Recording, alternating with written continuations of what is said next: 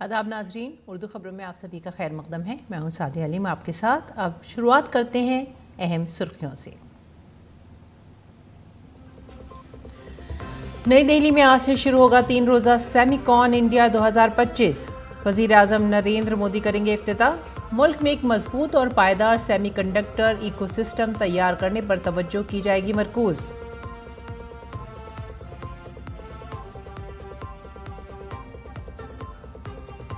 वज़ीर आज़म video conferencing के ज़रिए बिहार स्टेट जीविका निधि क्रेडिट कोऑपरेटिव यूनियन लिमिटेड का करेंगे इफ्तिताह। देही कारोबारी ख़वातीन आसानी से हासिल कर सकेंगी फंड्स।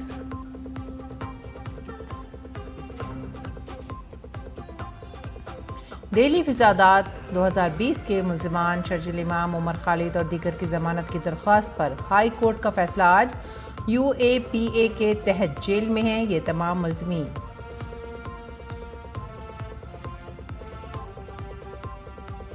दिल्ली में जमुना खतरे के निशान से ऊपर। हिमाचल, उत्तराखंड, पंजाब और कश्मीर समेत पूरे शुमाली भारत में बारिश और सैलाब से मामूलात ज़िंदगी दरम बरम। वज़ीर आज़म ने वज़ीर आला पंजाब से की बात, हर मुमकिन मदद का दिलाए यकीन। और ज़लज़ले से मुतासर अफगानिस्तान के लिए भारत ने बढ़ाया मदद का हाथ। भारत ने काबुल भेजी खेमे और खाने की अशिया। हलाकतों की तादाद 800 से ज़ायद, हज़ारों ज़ख्मी।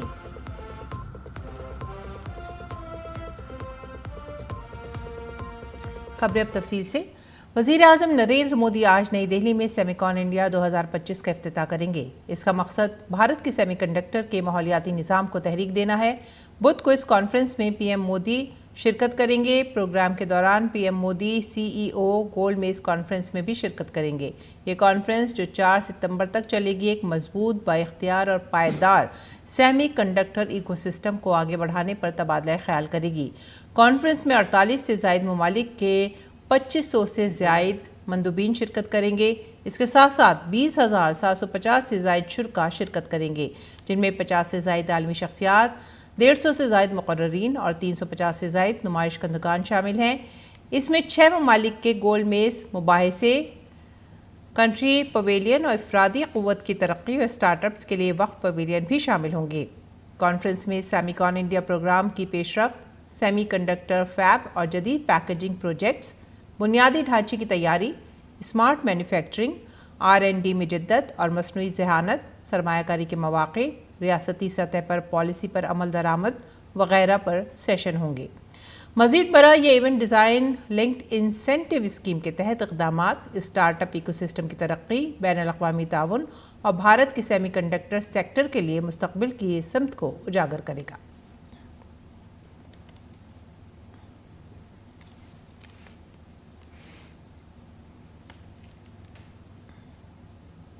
सेमिकॉन इंडिया 2025 का चौथा एडिशन आज से दिल्ली में शुरू होने वाला है। पीएम मोदी इस बड़े प्रोग्राम का इफ्तिताह करेंगे, जिसमें दुनिया भर से मारूफ कंपनियों का एक बड़ा इज्तिमा होगा। सेमिकॉन इंडिया 2025 का थीम है नेक्स्ट सेमीकंडक्टर पावर हाउस की तामीर। आइए जानते हैं इसकी तफसीलात। वज़ीर आज़म नरेंद्र मोदी 2 सितंबर को नई दिल्ली के यशोभूमि में सेमिकॉन इंडिया 2025 के चौथे एडिशन का इफ्तिताह करेंगे। ये बावकार तकरीब आलमी सेमीकंडक्टर सुपर पावर बनने के हिंदुस्तान के अज़ाइम को दोहराती है। सेमिकॉन इंडिया 2025 की थीम है building the next semiconductor power house. इस तकरीब में आला आलमी रहनुमा, सिनत के माहिरीन तालीम, सरकारी अफसरान और तलबा शिरकत करेंगे। करीब 350 कंपनीज ये सेमिकॉन में पार्टिसिपेट करेंगी। पिछले साल के जो सेमिकॉन था उससे ये इस बार करीब दुगना साइज का होगा। इतने कंपनीज आ रही हैं, 30 देशों से कंपनीज और डेलीगेशंस आ रही हैं और कंट्री पेविलियंस भी बनाए गए हैं। इंफॉर्मेशन टेक्नोलॉजी की वजारत सेमिकॉन इंडिया प्रोग्राम के तहत हिंदुस्तान का सेमीकंडक्टर सफ़र तेज़ी से आगे बढ़ रहा है। अब तक हुकूमत ने 10 अहम मंसूबों की मंजूरी दे दी है, जिनमें fabrication units, 3D packaging, compound semiconductors और असेंबली की सहूलियात शामिल हैं। ये इक़दामात आलमी सेमीकंडक्टर वैल्यू चेन में हिंदुस्तान के किरदार को मज़ीद मजबूत कर रहे हैं। सेमीकंडक्टर इंडस्ट्री का जिक्र माननीय प्रधानमंत्री ने लाल किले से भी किया था और उन्होंने कहा था कि इस साल कई दशकों के बाद और कई दशकों की कोशिश के बाद इस साल जो है सेमीकंडक्टर चिप्स देश में बनाई जाएंगी कमर्शियली। तो एक हिसाब से देखा जाए तो ये बहुत ही एक हिस्टोरिक मोमेंट है, महत्वपूर्ण कड़ी है इस देश के इंडस्ट्रियल डेवलपमेंट में।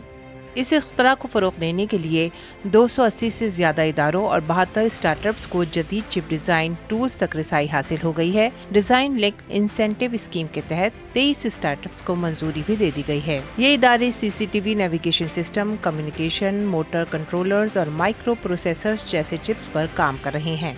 सेमिकॉन इंडिया के चौथे संस्करण के साथ भारत आत्मनिर्भर बनने की दिशा में मजबूत कदम बढ़ा रहा है और वैश्विक सेमीकंडक्टर हब बनने की ओर अग्रसर है। कैमरा पर्सन मोंटी के साथ मैं तापस भट्टाचार्य, दूरदर्शन समाचार, दिल्ली।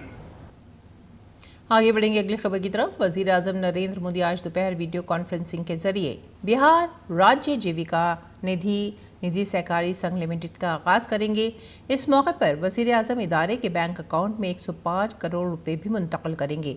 जीविका निधि के क़याम का मकसद जीविका से वाबस्ता कम्युनिटी के अरकान को सस्ती शरह सूद पर फंड्स तक आसान रसाई फराहम करना है।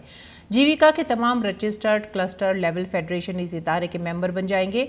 बिहार हुकूमत और मरकजी हुकूमत दोनों ही इस इदारे के काम के लिए फंड्स में हिस्सा डालेंगे। तवक्को है कि इस इक़दाम से देही ख़वातीन में कारोबारी तरक्की को तक़वियत मिलेगी और कम्युनिटी पर मबनी कारोबारी इदारों की तरक्की में तेज़ी आएगी। पूरे बिहार से तकरीबन 20 लाख ख़वातीन इस प्रोग्राम को देखेंगी। दिल्ली फिसादात की बड़ी साजिश से जुड़े मशहूर मामले में दिल्ली हाई कोर्ट आज जमानत पर अपना फैसला दे सकती है। ये मामला 2020 में दिल्ली में होने वाले तशद्दुद से मुताल्लिक़ है, जिसके बारे में दिल्ली पुलिस के स्पेशल सेल ने FIR नंबर 59-20-20 दर्ज की थी। उमर खालिद, शर्जिल इमाम, खालिद सैफी और दीगर 7 मुल्ज़िमान की दरख्वास्त जमानत पर फैसला जस्टिस नवीन चावला और जस्टिस शालिंदर कौर पर मुश्तमिल बेंच सुनाएगी। इसके साथ ही एक अलग बेंच तस्लीम अहमद की जमानत पर आज अपना फैसला सुनाएगी, जिन्हें इस मामले में शरीक मुल्ज़िम बनाया गया है। ये फिसादात शहरियत तरमीमी एक्ट CAA की मुखालफत और हिमायत के दरमियान हुए थे, जिसमें 50 से ज़ायद लोग मारे गए। दिल्ली पुलिस ने इस मामले में शर्जिल इमाम और उमर खालिद और कई दीगर मुल्ज़िमान के खिलाफ UAPA और IPC की कई संगीन दफ़ात के तहत मुकदमा दर्ज किया था। भारतीय फौज की एक टीम फौजी मशक युद्ध अभ्यास के 21वें एडिशन में हिस्सा लेने के लिए अमेरिका के अलास्का में फोर्ट वेन राइट पहुंच गई है। 1 सितंबर से शुरू होने वाली यह मशक 14 सितंबर तक जारी रहेगी। वज़ारत ख़ारजा के तर्जुमान रणधीर जायसवाल ने सोशल मीडिया पर एक तस्वीर शेयर करते हुए ये जानकारी दी। इस युद्ध अभ्यास का मकसद दोनों ममालिक की फ़ौजों के दरमियान मुश्तरका तरबियत, राब्ताकारी और जंगी महारत को बढ़ाना है। और फिलहाल हिमाचल प्रदेश में बारिश से कोई राहत नज़र नहीं आ रही है। महकमे मौसमियात ने आज रियासत के बेशतर अजला में मूसलाधार बारिश के लिए रेड अलर्ट जारी किया है। मुसलसल बारिश की वजह से रियासत में आम जिंदगी बुरी तरह से मुतासिर हुई है। रियासत में मुख्तलिफ मकामात पर लैंडस्लाइडिंग, दरख्त गिरने और अचानक सैलाब के वाक़यात रूनुमा हो रहे हैं। बादल फटने और ज़ालाबारी से रियासत के बेशतर अजला को नुकसान भी पहुंचा है। कल हिमाचल असेंबली के मानसून इजलास के पहले दिन वज़ीर आला ने बताया कि अब तक रियासत को 3056 करोड़ रुपए का नुकसान हुआ है। रियासती डिज़ास्टर मैनेजमेंट अथॉरिटी के मुताबिक पूरी रियासत में 5 कौमी शाहराहों समेत 788 सड़कों पर ट्रैफिक में खलल पड़ा है। इसी तरह 2174 इलेक्ट्रिक ट्रांसफार्मर्स ने काम करना छोड़ दिया है और 365 पीने के पानी की स्कीमें मुतासिर हुई हैं।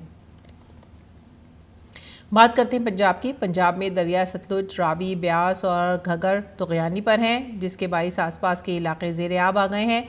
चंडीगढ़ में सुखना झील के पानी की सतह में भी इजाफा हुआ है। रियासत में बारिश से मुतालिक अलर्ट आज भी नाफिज है। गुरदासपुर, अमृतसर, कपूरथला समेत कुल 12 अजला कुदरती आफात से मुतासिर हैं। अब तक 29 अफराद हलाक हो चुके हैं।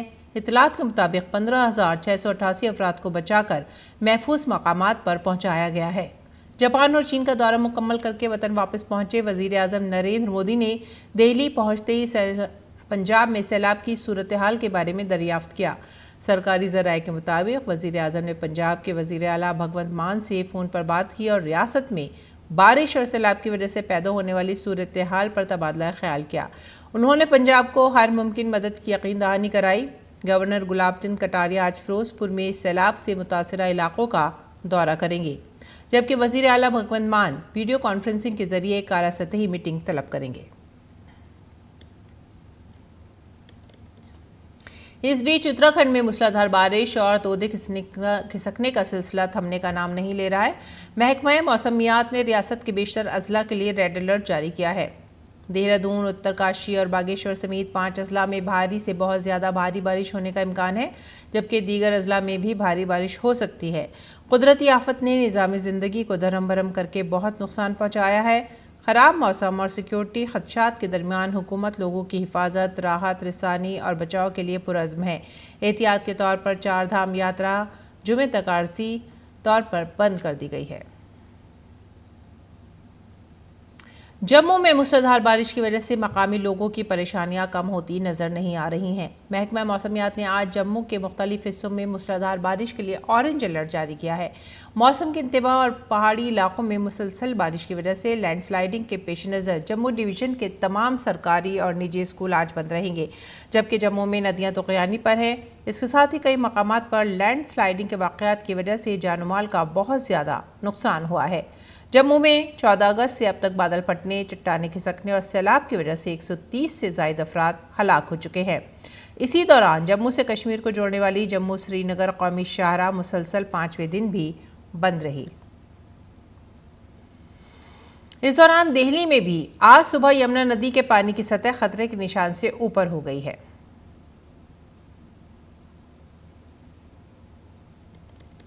और महकमा मौसमियात के अलर्ट के पेश नज़र चमोली ज़िला इंतज़ामिया ने 4 धाम यात्रा पर आज तक के लिए पाबंदी लगा दी है। ज़िला इंतज़ामिया ने कल कहा कि महकमा मौसमियात के रेड और ऑरेंज अलर्ट के पेश नज़र बद्रीनाथ, हेमकुंड साहिब, रुद्रनाथ समेत हर जगह यात्रा पर पाबंदी लगा दी गई है। रुद्रप्रयाग में मुसलसल बारिश और महकमा मौसमियात की जानिब से अगले 3 दिनों तक शदीद बारिश की वार्निंग के पेश नज़र इंतज़ामिया ने 1 सितंबर से 3 सितंबर तक केदारनाथ यात्रा को भी आर्जी तौर पर मुलतवी करने का फैसला किया है। इंतज़ामिया ने वाज़ेह किया है कि ये फैसला मुकम्मल तौर पर मुसाफिरों की हिफाजत के नुक्ते नज़र से लिया गया है। ज़िला मजिस्ट्रेट ने मुसाफिरों से अपील की है कि वो अपना सफ़र फ़िलहाल मुलतवी करें और अपने घरों में महफूज रहें। जो मुसाफिर पहले से सफ़र पर हैं उनसे दरख्वास्त की गई है कि वो महफूज मकामात पर रहें और इंतज़ामिया की तरफ से जारी करदा हिदायत पर अमल करें। मशहूर मुसन्निफ चेतन भगत ने कहा है कि गुज़िश्ता 11 सालों में भारत ने तेज़ रफ्तार तरक्की की है। आज भारत का दुनिया में एक अलग मकाम है। वज़ीर आज़म मोदी की क़यादत में मुल्क तेज़ी से तरक्की कर रहा है। डीडी न्यूज़ के नुमाइंदे नीरज सिंह ने चेतन भगत से खास बातचीत की। मशहूर लेखक चेतन भगत जी इस समय हमारे साथ हैं। सर, पिछले 11 साल में आप कैसे देख रहे हैं, किस तरह का बदलाव देख रहे हैं भारत के अंदर? 11 सालों में सर काफ़ी कुछ बदल गया है। इंडिया में 2014 और 25 का इंडिया बहुत अलग है। हमारा पर कैपिटा इनकम, हमारी इकॉनमी देख लीजिए, दुगनी तिगनी हो चुकी है। सड़कें बन गई हैं, एक्सप्रेस वेज बने हैं, इंफ्रास्ट्रक्चर में काफ़ी तरक्की हुई है। प्रधानमंत्री मोदी के नेतृत्व को आप कैसे देखते हैं, और ख़ास तौर से आप देखें हैं कि जो भारत है उसका जो नाम आज ग्लोबल लेवल पर एक नई पहचान बन चुका है। पब्लिक ने बार बार उन्हें कहा है कि सर आप ही बैठो, आप ही रहेंगे यहाँ पे। तो वो इसीलिए है कि उनकी लीडरशिप क्वालिटीज़ हैं, और वो लीडरशिप क्वालिटीज़ 3-4 चीज़ों में दिखती हैं। जैसे इंफ्रास्ट्रक्चर डेवलपमेंट हो, एक स्टेबिलिटी देना गवर्नमेंट को कि भाई हाँ, ये नहीं कि सरकार अच्छा अगले हफ्ते सरकार ही गिर गई।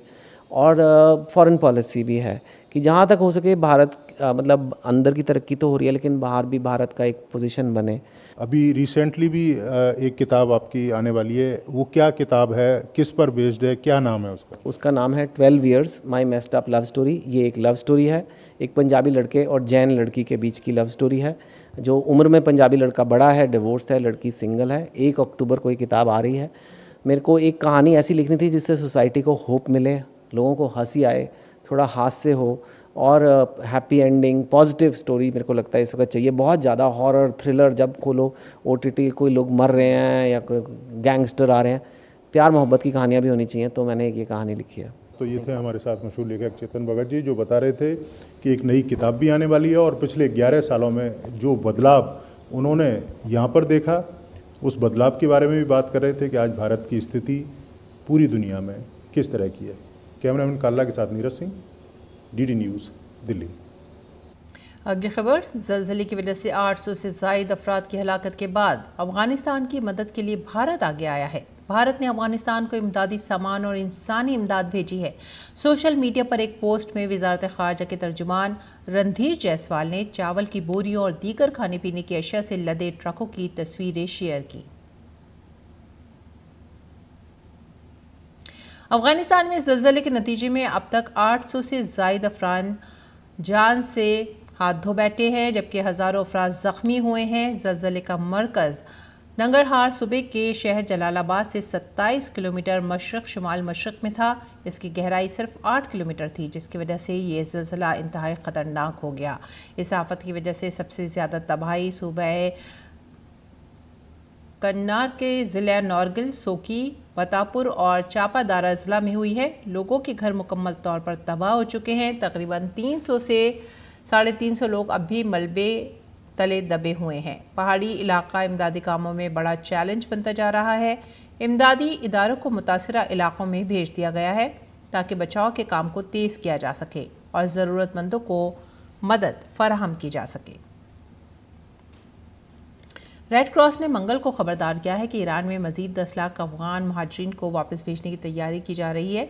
अक़वाम मुत्तहिदा के पनाह गुज़ीनों के इदारे के अदाद शुमार के मुताबिक इस साल के आगाज़ से अब तक 12 लाख से ज़ायद अफराद को ईरान से अफगानिस्तान वापस भेजा जा चुका है। गुज़िश्ता माह ईरान और इसराइल के एक दूसरे पर हमले के बाद वापस आने वालों की तादाद में तेज़ी से इजाफा हुआ है। International federation of red cross and red crescent societies में अफगानिस्तान के वफ्द के सरबराह समी फ़खरी ने कहा है कि इस साल के आखिर तक ईरान से 10 लाख से ज़ायद अफराद की अफगानिस्तान वापसी की तवक्को है। गौरतलब है कि अफगानिस्तान को पहली इंसानी बुरहान का सामना है, जबकि इमदादी ग्रुपों ने खदशा जाहिर किया है कि ईरान से आने वाले अफराद की वजह से अफगानिस्तान को मज़ीद मुश्किल हालात का सामना करना पड़ सकता है। पाकिस्तान के मुख्तलिफ इलाकों में शदीद बारिश और सैलाब ने बड़े पैमाने पर तबाही मचाई है। सैलाब से 30 से ज़ायद अफराद हलाक और 2000 से ज़ायद देहात ज़ेरे आब आ गए हैं। 7 लाख से ज़ायद लोग अपना घर बार छोड़ने पर मजबूर हो गए हैं। सूबाई डिज़ास्टर मैनेजमेंट अथॉरिटी के मुताबिक इस आफत से 20 लाख से ज़ायद अफराद मुतासिर हुए हैं। ताहम अब जिंदगी आहिस्ता आहिस्ता मामूल पर आ रही है। पानी कम होते ही सियालकोट के बाद देहातों में लोगों की वापसी शुरू हो गई है। मुवस्सिला इतलात के मुताबिक अब तक 7 लाख से ज़ायद अफराद और 5 लाख से ज़ायद जानवरों को महफूज मकामात पर मुंतकिल किया जा चुका है। पाकिस्तानी माहिरीन का कहना है कि इस तबाही से निकलने और घरों की बहाली पर अरबों रुपए खर्च होंगे। रुख करेंगे बांग्लादेश का। बांग्लादेश की कई यूनिवर्सिटियों में सूरत हाल बदस्तूर कशीदा है। तलबा तालीमी और इंतज़ामी मसाइल पर सरापे एहतजाज हैं। पीर को चिटगांव यूनिवर्सिटी में तलबा और मकामी लोगों के दरमियान झड़पें हुई, जिनमें 300 से ज़ायद अफराद ज़ख्मी हुए हैं और 3 तलबा की हालत तशवीशनाक है। सूरत हाल पर काबू पाने के लिए फ़ौज और पुलिस की भारी नफरी तैनात की गई है। इस दौरान बांग्लादेश ज़राई यूनिवर्सिटी के तलबा ने अपने मुतालबात को लेकर रेलवे लाइन को ब्लॉक कर दिया, जिससे ढाका मेमनसिंह रूट पर ट्रेन सर्विस मुतासिर हुई है। ढाका यूनिवर्सिटी के कुछ असातिज़ा ने अमन व अमान के बारे में तशवीश का इजहार किया है। उनका कहना है कि कुछ सियासी मफाद परस्त गिरोह हालात का फ़ायदा उठाकर बदअमनी फैला रहे हैं। और वेनेजुएला के सेंट निकोलस मादुरो ने पीर को कहा है कि उनके मुल्क को इस वक्त अमेरिका से सबसे बड़े ख़तरे का सामना है। उन्होंने ये भी वाज़ेह किया है कि उनकी हुकूमत इस दबाव के सामने नहीं झुकेगी। काराकास में मुनक़िदा एक प्रेस कॉन्फ्रेंस में उन्होंने अमेरिका पर जनूबी अमेरिका में फ़ौज की तैनाती के ज़रिए कशीदगी बढ़ाने का इल्ज़ाम लगाया। मादुरो ने कहा कि जनूबी कैरेबियन में अमेरिका की बहरिया की तैनाती उनके लिए सबसे संगीन चैलेंज बन गई है। उन्होंने इसे मुकम्मल तौर पर मुजरिमाना और खूनी धमकी करार दिया है। अमेरिका ने अपनी सरगर्मी का दिफा किया। सदर ट्रंप ने इसे मंशियात और गैर कानूनी तर्क वतन को रोकने की कोशिशों से जोड़ा है। और सर्बिया के दारुल-हुकूमत बेलग्राद में हज़ारों मुजाहिरीन ने खामोश मार्च किया। इसमें गुज़िश्ता साल रेलवे स्टेशन की छत गिरने से हलाक होने वाले 16 अफराद को खराज अक़ीदत पेश किया गया। इस मुजाहरे के ज़रिए मुजाहिरीन ने क़ब्ल अज़ वक्त इंतख़ाबात का मुतालबा भी पेश किया है। इसके ज़रिए वो सदर अलेक्जेंडर वोविच और हुक्मरान जमात SNS को इक़्तिदार से हटाना चाहते हैं। गौरतलब है कि इस मुजाहरे का इत्माम हाई स्कूल के तलबा ने किया था। 16 हाई स्कूल के तालिब सावास्की ट्रैक स्क्वायर से नीचे आए, जिनमें हर एक सफ़ेद गुलाब उठाए हुए था और इस दौरान उन्होंने मरने वालों के नाम पढ़े। सर्बिया में गुज़िश्ता कई माह से मुसलसल मुजाहरे जारी हैं। 13 अगस्त को पुलिस और शहरियों के दरमियान तसादुम हुआ था। इसमें दर्जनों अफराद ज़ख्मी हुए। सदर अलेक्जेंडर पर सियासी मुखालफिन के खिलाफ तशद्दुद और मीडिया की आज़ादी को दबाने के इल्ज़ामात आयद किए गए हैं। हालांकि सदर और उनकी पार्टी ने इन इल्ज़ामात की तरदीद की है। और अब पेश दिल्ली से शाया होने वाले उर्दू अखबारात का मुख्तसर जायज़ा।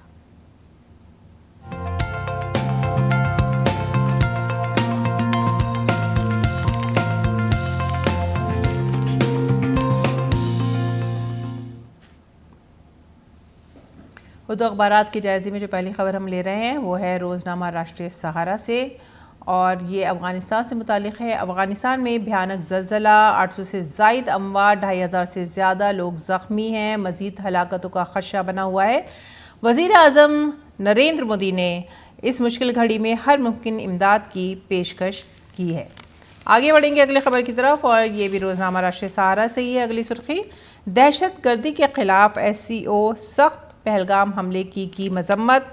किसी मुल्क की सलामती के लिए ही नहीं बल्कि पूरी इंसानियत के लिए दहशतगर्दी है एक मुश्तरका चैलेंज, वज़ीर आज़म नरेंद्र मोदी का बयान। आगे बढ़ते हैं अगली खबर की तरफ। SIR एतराज़ या दावा दर्ज कराने की तारीख में कोई तोसी नहीं की जाएगी। सुप्रीम कोर्ट ने आज बिहार में वोटर लिस्ट की खुसूसी नज़रसानी से मुतालिक दावे और एतराज़ दर्ज कराने की मुद्दतकार में तोसी से मुतालिक RJD और AIMIM की अर्जी पर समाअत की। और अब आगे बढ़ेंगे खबरें खेल के मैदान से। एशिया कप हॉकी में भारत ने कजाकिस्तान को 15-0 से शिकस्त दे दी है। भारत की जीत में अभिषेक, सुखजीत सिंह और युवराज सिंह ने अहम किरदार अदा किया है। तीनों ने शानदार खेल का मुजाहरा किया और हैट्रिक स्कोर की। भारत पहले ही सुपर 4 के लिए क्वालिफाई कर चुका है। इस फतह के बाद भारत पूल ए के तीनों मैचों में 9 पॉइंट्स के साथ सरफहरिस्त है। हॉकी एशिया कप के मैच 29 अगस्त से बिहार के राजगीर में खेले जा रहे हैं। भारत अगले साल 2026 में बैडमिंटन वर्ल्ड चैंपियनशिप की मेज़बानी करेगा। भारत अगले साल अगस्त में दिल्ली में टूर्नामेंट के 30वें एडिशन की मेज़बानी करेगा। ये दूसरा मौका होगा जब ये बावकार मुकाबला भारत में मुनक्किद होगा। इससे पहले 2009 में हैदराबाद ने मेज़बानी की थी। बैडमिंटन एसोसिएशन ऑफ इंडिया के एजाजी सेक्रेटरी संजय मिश्रा ने पीर को पेरिस में इस टूर्नामेंट की अख्तितामी तकरीब के दौरान ये ऐलान किया। दिल्ली की मेज़बानी से 6 साल बाद इस टूर्नामेंट की एशिया में वापसी होगी। चीन के नानजिंग में 2018 में एडिशन मुनक्किद हुआ था। मरकजी वजीर ज्योतिरादित्य सिंधिया के बेटे और ग्वालियर डिवीजन क्रिकेट एसोसिएशन के नायब सदर महान आर्यमान सिंधिया को Madhya Pradesh cricket association MPCA का बिला मुकाबला सदर मुंतखब किया गया है। इसके साथ ही ग्वालियर के साबिक शाही खानदान की तीसरी नस्ल की 29 साला फर्द के लिए रियासत की क्रिकेट तंजीम की कमान संभालने का रास्ता साफ हो गया है। महान आर्यमान साल 1957 में कायम होने वाली MPCA की तारीख में सबसे कम उम्र सदर के तौर पर इस तंजीम की बागडोर संभालने के लिए तैयार हैं। और पेश है मौसम का हाल।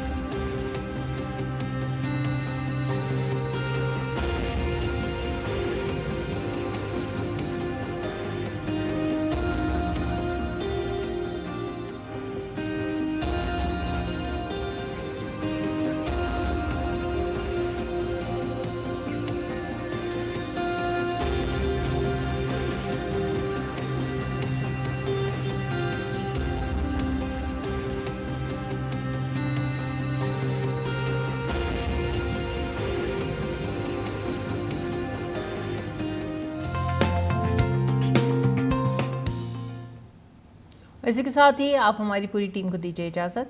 आदाब।